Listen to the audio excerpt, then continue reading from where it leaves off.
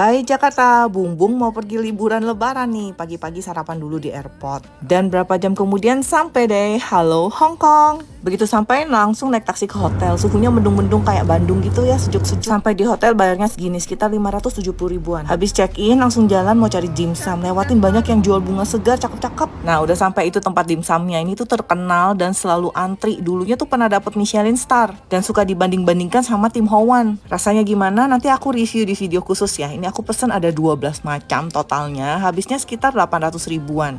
Habis makan jalan dulu bentar ke supermarket lihat yang lucu-lucu. Nah ternyata ya sayuran di sini harganya oke banget ya. Ini brokoli sekitar 14 ribuan nih dapat 3 bongkol. Aku beli snack-snack aja. Total jajan di supermarket sekitar 550 ribuan. Habis itu mampir 7-Eleven ada cheesecake yang lucu banget. Harganya sekitar 50 ribuan. Yuk kita bawa pulang, bayar dulu pastinya ya.